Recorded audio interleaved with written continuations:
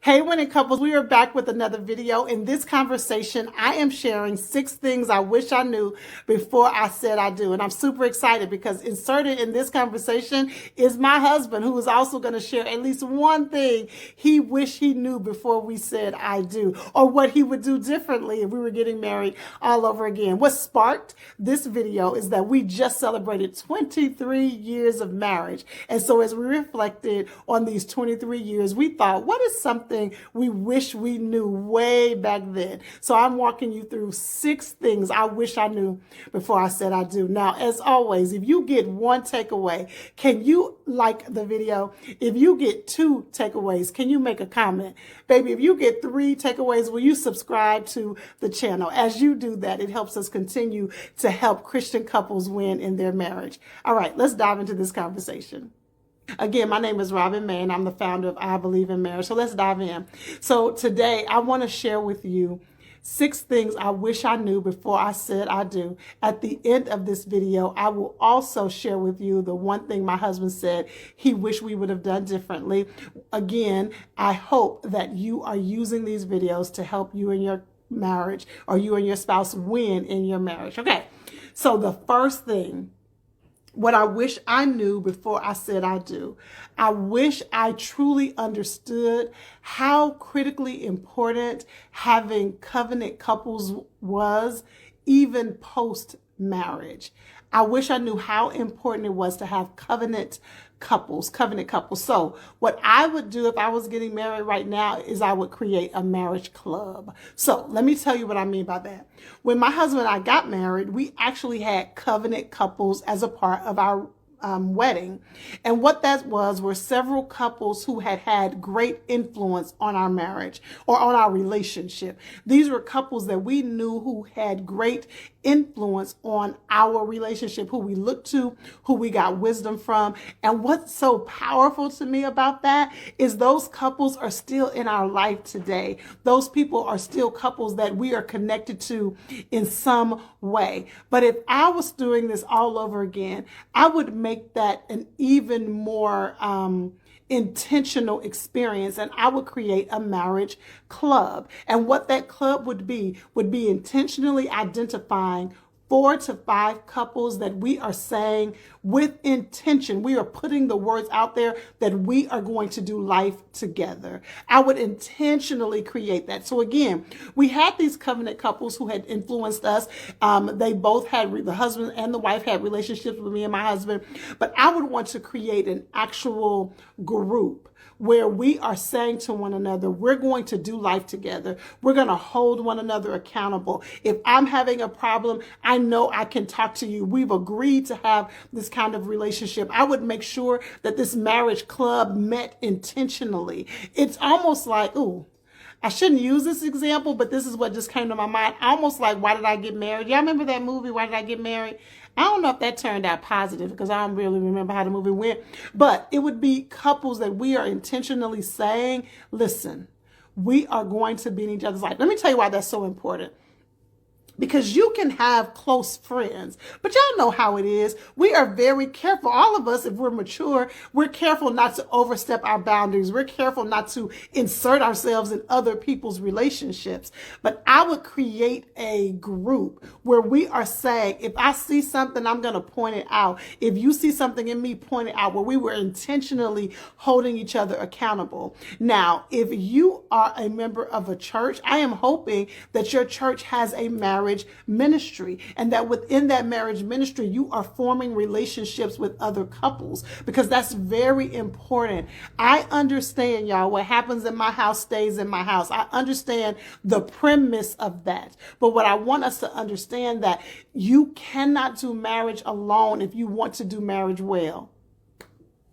Somebody tweet that.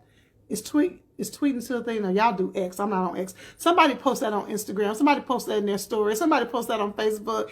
You do not want to do marriage alone if you want to do marriage well. You want to have people that you are doing this marriage journey together. You know, whenever my husband and I go out with other couples, it never fails. When I tell you all, for 23 years, it never fails. When we go out with another couple, and we're just enjoying one another. We're all talking and just interacting. It never fails. Something will come up and I will learn something new about my husband. Now, what y'all have to understand is that Lee and I have been together again since he was 17 and I was 18. We have been together 32 years. And so I know that man, but it never fails. And one of the things that stands out to me the most, it was many years ago, we were out with some couples and I discovered that my husband really wanted to be an actor.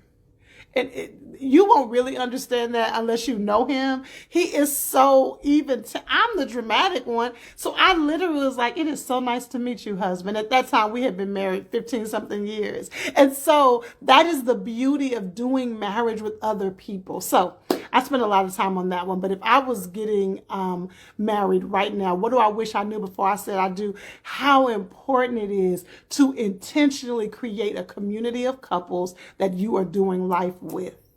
My God. Now, I got to put a caveat on that. I'm so glad I caught this. Hear me. These need to be couples that have the same worldview about marriage as you. This has to be couples who see marriage through the same lens, who believe that marriage is a covenant between you, your spouse, and God, who understand that this is not a fly-by-night, I'm in and I'm out, who have similar values as you. You don't want to create a club or a group or a community with people who have a different value system than you. Listen, the Bible says, bad company corrupts good morals. Bad company corrupts good morals. And so I know that you are strong and independent, but you get around the wrong people and that will begin to eat away at your own value system. So I'm not talking about random folk. I'm talking about people who have the same value system as you. And let me say this, as a marriage therapist and as a clinical therapist with all the people that I work with, I am even careful now to understand just because somebody says they're a Christian doesn't mean that they understand Christianity through the same lens as I do. I don't make the assumption that we mean the same thing when you say you are a believer. And so when I am talking about being a believer, I am talking about the God of the Bible. I believe that the Bible is the living word of God and that is the final authority in my life. And my husband believes that the Bible is the final authority in his life. So when we are curating couples who we're doing life with, we want them to have that as the final authority as well, and not just their opinion. All right, so what are 6 things I wish I knew before I said I do? Number 1 is how important it is to have a community of couples that you are intentionally doing life with. Number 2, what do I wish I knew before I said I do? How critically important it is to have a strategic plan for your marriage. Now, y'all know I have been talking about strategic planning, but we were not always doing a strategic plan for our marriage. We were not doing it. And how we began to realize that we needed to do it is because we were living 2 different lives. We were living under the same roof, but we were living 2 different lives. We were not on the same page. And now, 23 years in and 17 years in as a therapist and 20 plus years of doing work with couples, what I find is that couples come to me and say, Robin, we're not just on the same page, but how in the world do you get on the same page unless you stop and create a strategy and a plan? The Bible says, write the vision and make it plain so that he who runs with it will be able to understand it, or something like that. And there's another scripture. There's another scripture that says, without a vision, you will perish. I don't know how to express how important this is. What is y'all's vision when it comes to your marriage? What is your vision when it comes to parenting? What is your vision when it comes to your intimacy? What is your vision when it comes to your money? What is your vision when it comes to your legacy? What is your vision when it comes to ministry? What is your vision when it comes to your health? If you all have not sat down and created a strategy, how do you make sure that your dreams are getting fulfilled within the umbrella of the family dynamic? You want to create a strategic plan. So if I had known before we said I do, we would have done a strategic plan. And so I have found that that has been a game changer for our marriage. If nothing else, sitting down and listening to my husband share his dreams And hearing him tell me in the way I specifically can support his dreams, to hear him tell me what makes him feel loved in our marriage, to hear him explain to me what intimacy looks like to him, and it looks like, it starts with an S, okay? Because YouTube and Instagram will censor me. But see, intimacy looks like to me having long conversations, holding my hand, snuggling with me while we watching our show. Intimacy to him looks like sex, okay? So hearing him say that, knowing how the frequency is, what frequency he wants, like all of that is a part of creating a strategic plan. Now, I know that I am being very passionate about this, but I cannot tell you all how many marriages could be rectified if y'all just stopped and created a strategic plan. And so I would create our playbook immediately. Day one, before we said I do, I would go through the strategic plan. So that's number 2. What if I told you that the key to a thriving, fulfilling marriage is at least having a game plan? Listen, I'm life coach and licensed therapist Robin May, and I have been in the trenches with couples for over 20 years, and we keep it real around here. Now, there are a lot of factors that contribute to feeling fulfilled and even happy in your marriage, but I can tell you that if you and your spouse do not have a strategy, you are setting yourself up for failure. So I created the Couples Playbook. It is a step-by-step template to help you and your spouse create a strategy for winning in your marriage. It will help you get on one accord with your finances, with parenting, even with your intimacy, all the things. Listen, I want you to slow your life down long enough, set aside this time, and create a strategy, a plan to win in your marriage. Head to IBelieveInMarriage.com/playbook. 6 things I wish I knew before I said I do. If you're just not coming on, my husband Lee and I just celebrated 23 years of marriage, and it is amazing to sit back and think that we met when we were 17 and 18. And when I tell you all, we've experienced some crazy highs and some crazy lows. Listen, I did a Galentine's virtual event with one of my best friends on my personal Instagram page. And one of the activities we did is I asked everybody to share with me what would be the title of your love story. If you are married, what is the title of your love story? If you are just dating, what is the title of your love story?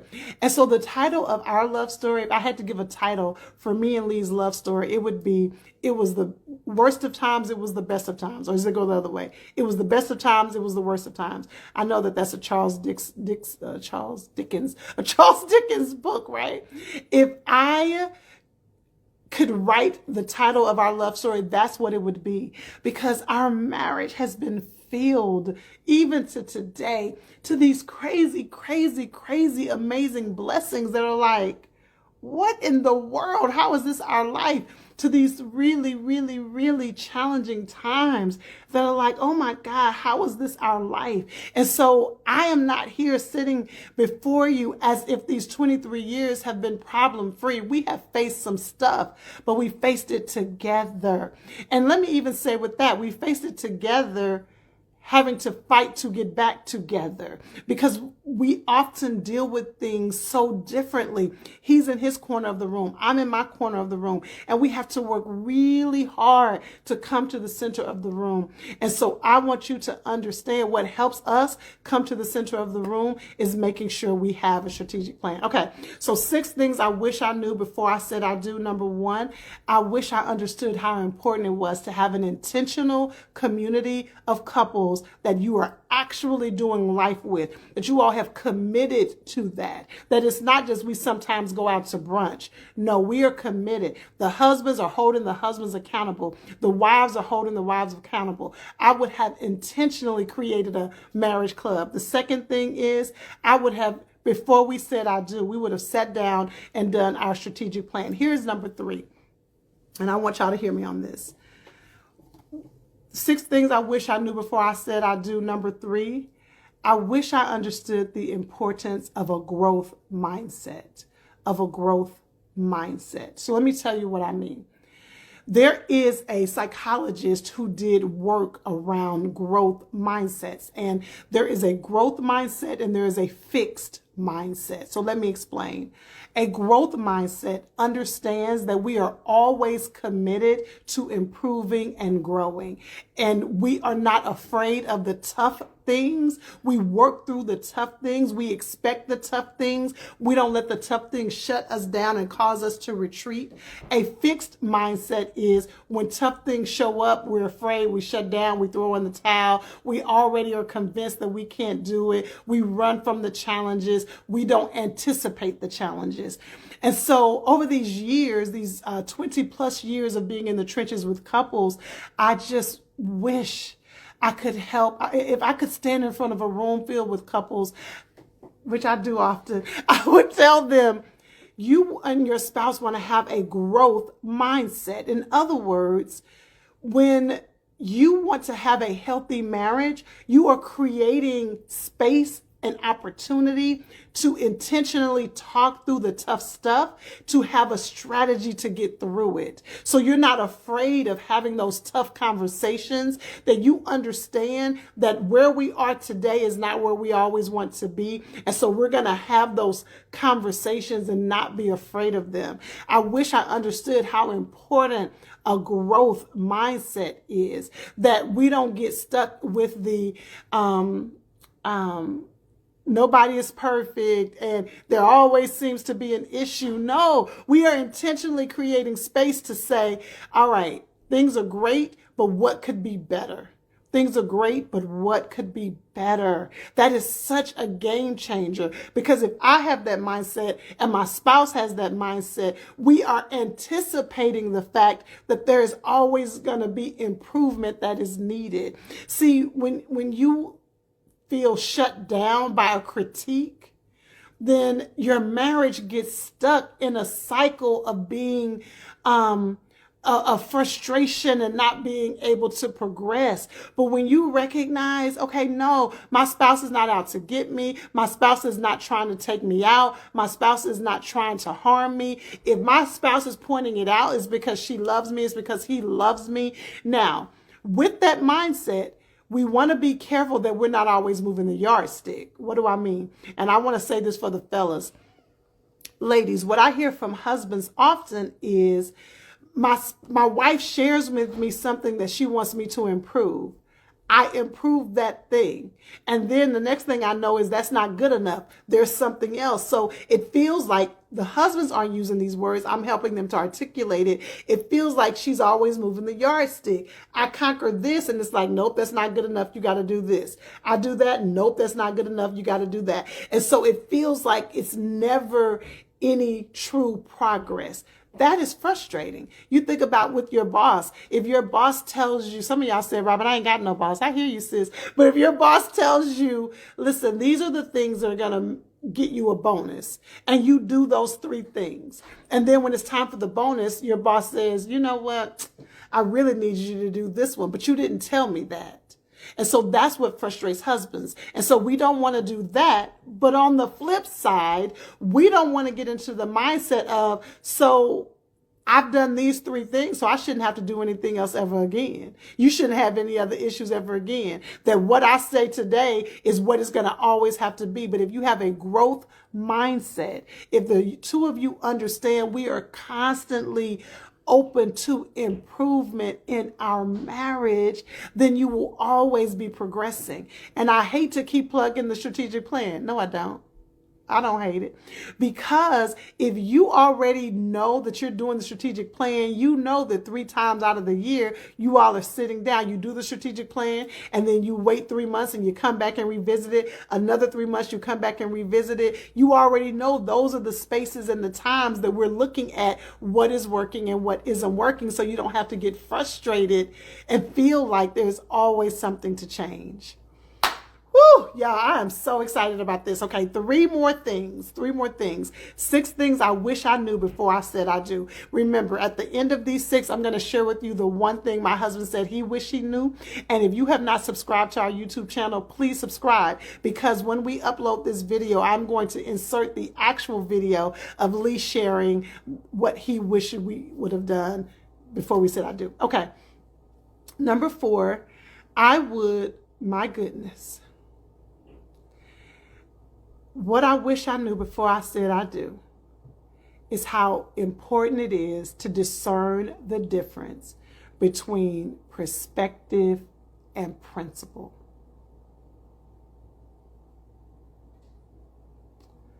I wish I understood how important it is to discern the difference between marriage wisdom that is based on preference versus marriage wisdom that is, or a principle versus marriage wisdom that's based on principle. So let me say it again. Let me scratch. Let me say it again. I wish I understood the difference between perspective and principle, or preferences and principles. That's what I'm trying to say. What do I mean? So much marriage advice has people jacked up in their marriages because the advice is rooted on that person's preference versus a marriage principle. And you and your spouse have got to discern the difference between a principle and a preference, because some of the couples that are navigating challenges in their marriage are challenges because somebody has gotten stuck on a preference versus the principle. And this is probably where I struggled a lot in my marriage early on, because I had some ideas of how things were supposed to be, but that was just my preference, that I was making a principle. And because I was making it a principle, I felt my husband was wrong because he had a different preference.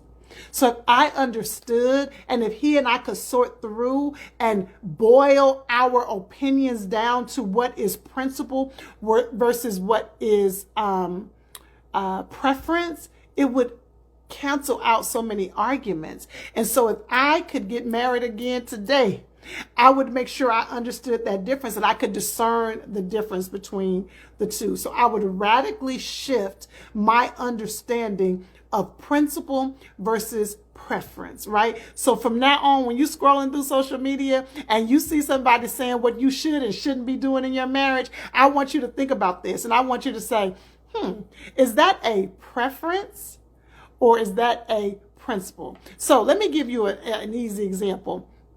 If I told you, you know what, couples need to pray at 5 a.m. in the morning. Every morning, you and your spouse need to be praying at 5 a.m. That may be a preference.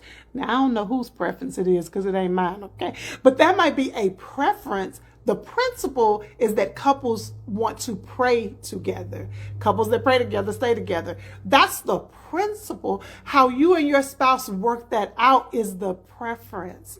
Listen, if I told you that you and your spouse need to be intimate every single day, that is a preference. The principle is that you and your spouse want to both be satisfied with your intimacy schedule.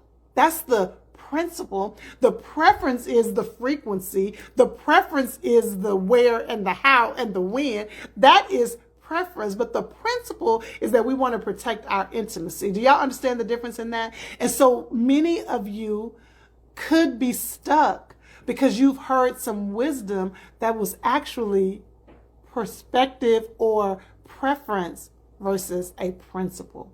So I wish I'd understood that early on, because some of them arguments we were having, we didn't even have to have, child, because I had an idea of what it has to be, not what we were creating. Number 5, 6 things I wish I knew before I said I do. And this one is pretty important. I wish I knew how powerful childhood wounds are on your marriage. I wish I knew how powerful childhood wounds are on your marriage. And I hesitated because it's not just wounds. Your childhood experiences are deeply impacting your marriage. And if you haven't done the work to understand how your childhood and what you saw growing up, what you experienced, how your mom was, how your dad was, how your grandmother was, how your grandfather was, if they were absent, if they were present, if they were together, if they weren't together, if you have not done the work to understand that impact, I can guarantee you it is having an impact on your marriage. And I wish I understood how important that work was well before I said I do. Well before we got married, because a lot of that had to get worked out in our marriage. Now, I do want to say this. We want to do as much work before we say I do, but some things just happen in the becoming one, right? We are becoming one, and that becoming process is filled with iron sharpening iron. It's filled with forgiveness. It's filled with empathy. It's filled with disappointment. It's filled with frustration. As we are getting sharpened, God is using our marriage to help us grow closer to Him, helping us become more like Him. So to anticipate that you're not going to have no stuff is unrealistic. But if we could mitigate some of the stuff, right? And so I wish I understood how powerful our childhood stuff is. And I'm going to tell you, I don't know a couple. Not my marriage, not the marriage of my personal friends, not the marriage of the people at our church, not the marriage of the couples that I work with. I do not know a marriage where I have not personally seen how their childhood is impacting their marriage. Now, to be fair, you can't unknow what you know. So when I'm listening to situations or I'm listening to frustrations in somebody's marriage, I can hear, oh, that's from your childhood. And so it's happening to all of us, right? It's happening to all of us. And so I wish I had known that. I wish I had known how daddy issues showed up in my good and not so good. There are some ways that my dad showed up that I expected my husband to. My dad, ain't no way my daddy would. I can't tell y'all how often my daddy wouldn't let me I wouldn't have to do that if it was my daddy, right? Or behaviors that I saw with my father that I might have been anticipating with my husband, and vice versa, right? His expectations around me versus his mother or his parents' marriage. And so I wish I had known how impactful our childhood experiences are on our marriage. All right, y'all. I hope this is helping you out so far. If this is helping you, can you heart the message? Can you like it? Can you comment? Can you share it? That allows it to move up the algorithm. It lets me know that you're listening and that you're getting a takeaway. I really hope this is helping you to consider some things in your marriage. So far, I have shared 5 of the 6 things I wish I knew before I said I do. As I shared, my husband and I just celebrated 23 years of marriage. And let me tell you, if I had to say I do all over again, I'd say I do to him time and time again. And so I am grateful for our marriage. And, you know, I remember when I launched the I Believe in Marriage Network. This was well over 20 years ago. And I remember feeling very hesitant because I did not want to have my marriage as the focal point of anything I did. And I remember the Lord saying clearly to me, do you believe in marriage because I created marriage, or do you believe in marriage because of your marriage? And that was humbling, because I believe in marriage not because of my marriage. I believe in marriage because God created the institution of marriage. And so I often use personal experience just as a jump start to conversation. But listen, when we don't do the work, our marriage has challenges as well. And so I don't want you to see any couple, don't hold any couple in any high esteem. Well, maybe that's not fair. I don't know that you don't hold them in high esteem, but don't have any expectation that any marriage is perfect. Your marriage can be the marriage that you ultimately want it to be when you surrender your heart to Christ and you allow him to do the work in you and trust that he's going to do the work in your spouse. Number 6, what do I wish I knew before I said I do? I wish I understood the power of ABC. Of ABC. What in the world is that? I wish I knew the importance of assuming, to stop assuming. I wish I knew the power of not assuming, of believing the best, and considering intent. Let me say it again. I wish I knew the power of ABC, to stop assuming, to believe the best, and to consider intent. To stop assuming, to believe the best, and to consider intent. If I could leave you with anything, that's what I will leave you with. I want you to stop assuming. See, when you've been married for a long time, you know your man, baby. You know your man, you know your wife, and you begin to have a filter through which you see them and experience them. And that's only fair. That's only fair, especially when there have been repetitive behaviors. But I want you to work really hard to not assume, especially, let's go to B, to not assume the worst. I want you to believe the best about your spouse. And listen, I don't want to present as if I am naive. There's no way I could be naive with the things that I hear in the work I do. So when I say believe the best, I understand that if there has been patterns of behavior that lead you to anticipate a certain action, if you can't believe the best, can you at least speak the best? Can you speak life over your marriage? If you're going to stay in it, can you start to declare the best? Even in your heart of hearts, if you can't believe the best, the Bible says, I believe, but help my unbelief. Even if right now, because things have been really tough, you're having a hard time believing the best, at least carve out 5 minutes a day where you're going to just prophesy over your marriage. You're going to prophesy the best. Even if right now in your heart of hearts you can't believe the best, can you prophesy the best? So I want you to stop assuming. Stop assuming that you immediately know. Stay curious. If I could give you one tool, it would be to stay curious. Ask. Hey, honey, I told you I have a secret gift of writing scripts for people. I need to get paid for this because I write scripts for people all the time. Here's your script. Hey, honey, you know what? Something happened the other day and you said something and I really felt triggered by it, but I don't want to automatically assume that what I felt is what you meant. So I want to tell you kind of what I was experiencing and I want you to tell me what did I miss, because I don't want to automatically assume that that's what you meant. Now, I know what you're saying, Robin. I'll say that and he gonna do it. Or if I say that, all you can do is be in charge of you. Use that script and then DM me and tell me what happened. So I want you to stop assuming. Stay curious. Ask the questions. Don't interrogate. Just ask. Ask in a way that you know your partner will hear.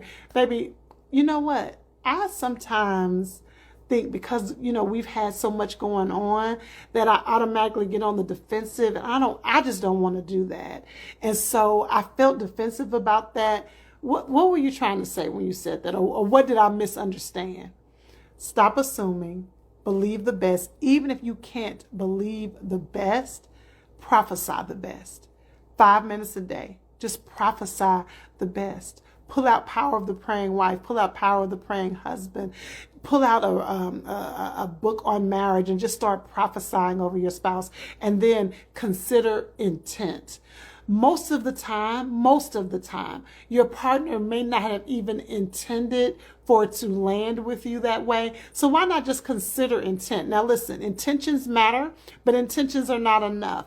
Even if you didn't intend to hurt me, if I'm telling you that hurt me and you keep doing that, then the impact is definitely going to override the intent. But at least consider, you know what? I'm just going to consider, maybe that's not how he meant that. Can I tell you? Should I tell this? I don't like to put my husband out there too much. I try to put myself out there and let him put himself out there. But we were in a staff meeting recently, and we were talking about our anniversary, and which just came up. We were talking about our anniversary a couple of weeks before that, and somebody said, "What are y'all doing for y'all's anniversary?" And my husband said, "We're not doing nothing." Now we in staff meeting. Now, baby, I wish I could tell y'all that I responded well. I said, "Oh, we ain't doing nothing." But I had to consider the intent. He didn't mean no harm. I was the one who said we weren't doing anything in the privacy of our own home. We had agreed that we weren't doing anything special. But when he said it that way, it was just so blunt that it frustrated me. But if I had considered the intent, I would have known he don't have any reason to be dismissive of me. I knew we had already discussed that. So if I could just consider the intent, maybe I could save myself from some of the offense. Can somebody? Are you going to tweet that? We're not tweeting. Are you going to put that in your stories? If I could just consider the intent, it may save me from some of the offense. Let me leave you with this last nugget in this part of the conversation. Researchers have found that it takes 5 positive interactions to replace 1 negative one. There's a 5-to-1 ratio. So you've had 5 positive interactions that can overcome 1 negative one. So we want to have as many positive interactions as we can because we know we're going to have some moments. So if I can just consider intent, it may release some of my offense. And so then I don't snap back on you. And so then we have a negative interaction. So now we got to have 5 positive. Let me be nice. Let me be nice. Let me be nice. Let me be nice. Let me be nice to overcome this negative interaction. And so I want you to stop assuming, believe the best, and consider intent. That is the ABC. All right, y'all. I hope that these 6 lessons have helped you. These are 6 things I wish I knew before I said I do. Number 1, I wish I knew the importance of an intentional community of couples. Number 2, I wish I understood the importance of creating a strategic plan. How in the world are you going to be on the same page if you don't create the page? Number 3, I wish I understood the importance of a growth mindset.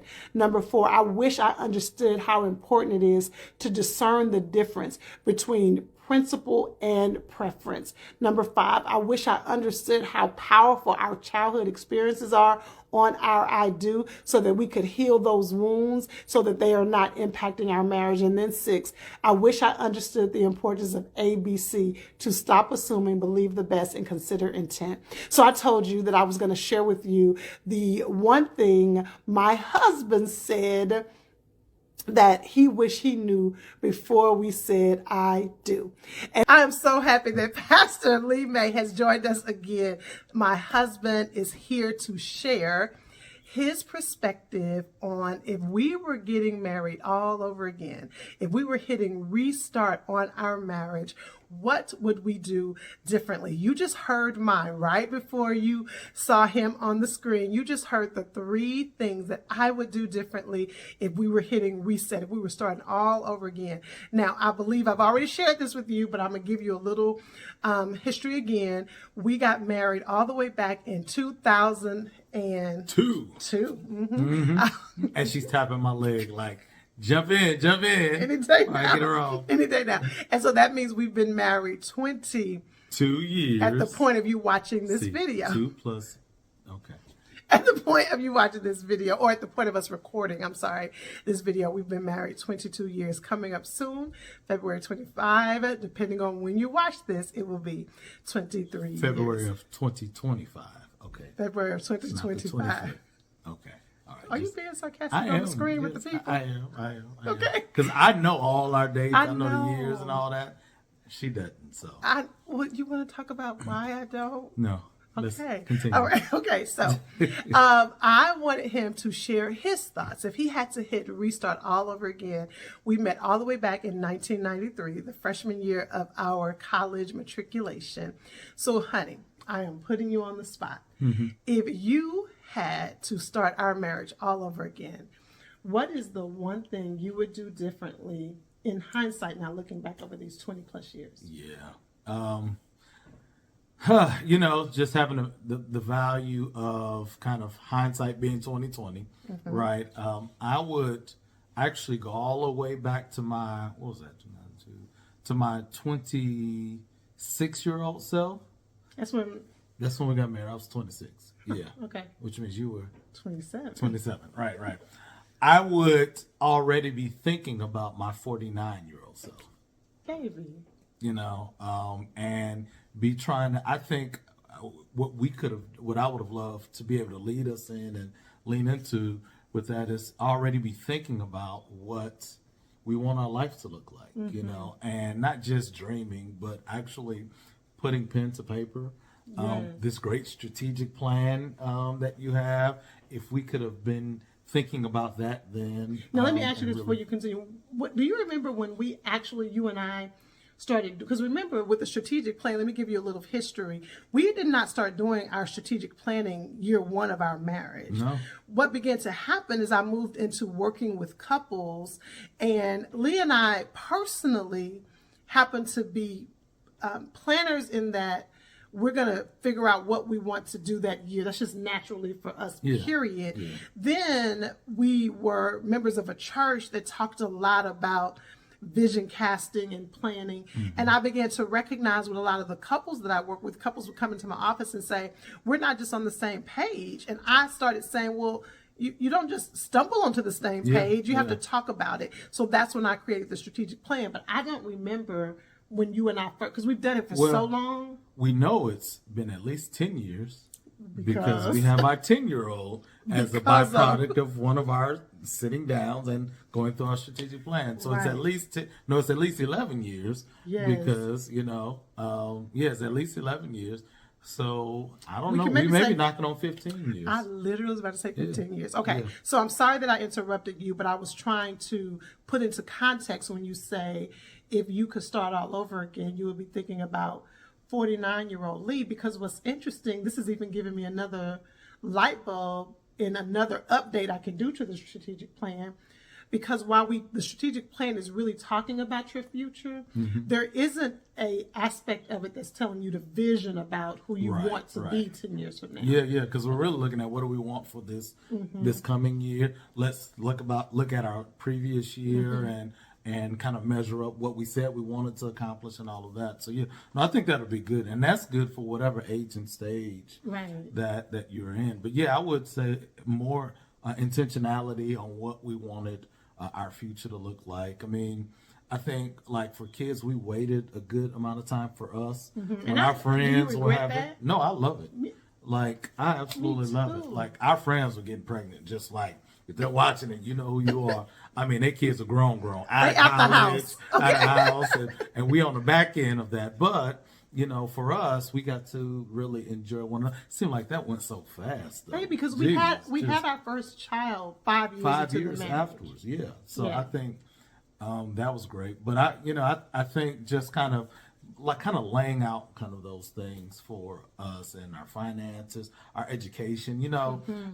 Like even thinking about educational things. I was just thinking about some things about my schooling, right? When I went to get my, you remember the story? I don't know if you remember, if I told you about the reason I went to Emory to get my master's of divinity. Won't you tell me? It's so nice to meet you. This is it. I told somebody about that. So around that time, so this had to be like 2000. I don't know, maybe no. This was before we got married. So, so I was thinking about going to grad school, right? Was thinking about going. We weren't together when I started. Because you had caught up with so we're not talking about that. So you taking it, taking it somewhere else, taking it this way, left. And we're going this way. This left, and I'm going this way. Keep going. So I applied to 2 schools, Emory and Harvard, to get my master's of divinity. Okay, I applied to to both, and I made the decision to go to Emory because at that time I know that I really wanted to pursue you to get married, and so I thought, well, if I go to Boston, to Massachusetts, then that's going to interrupt that, and so I stayed in Atlanta to get my Master of Divinity degree. What? I am in love with you. Yeah. He said, yeah. I said, I'm in love with you. He said, yeah. Bad boy. Oh, you can't say so bad that's boy. No, you can't. No. Sorry. No, you can edit that part out. I got to edit it out. No. No, okay. But that was me thinking until we weren't married then, but that's kind of the mindset that I had. So you do this, I mean, it's you remember, when I was thinking about getting my MBA, and then yes. I applied, got accepted, and all that, and it just wasn't a good stage.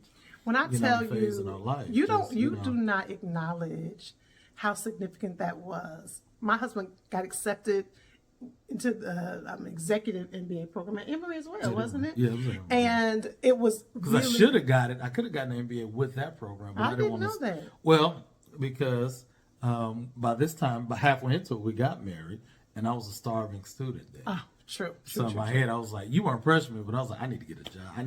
Because I had like 3 part-time jobs, no Yes. benefits, no Oh, my nothing. God, I remember. And I was like, I just need to go ahead and get out, get me a job.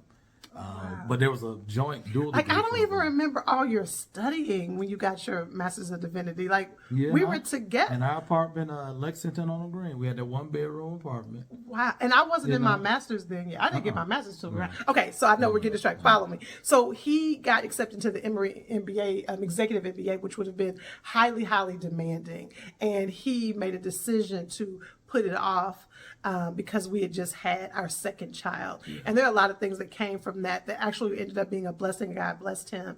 But that was a great sacrifice for you.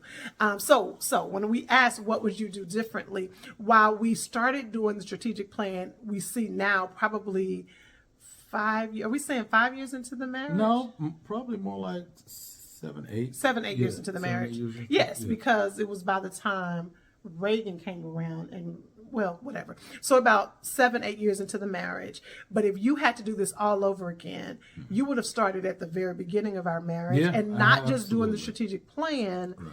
but projecting further into the future. Using that plan to kind of look well year by year, of course, but then even thinking about now, what do we want to be 10 years from now? Because if you say you want to be here 10 years from now, what you do this year and the next year Absolutely. is adding or taking away from that plan where our family's concerned. So I think like any young couple, you just kind of living by the seat of your pants, and we did that. We had a good time. But kind of the strategic planning of that came later in life. And, Absolutely. So Well, I love that. And I promise you all, I had no idea what he was going to say.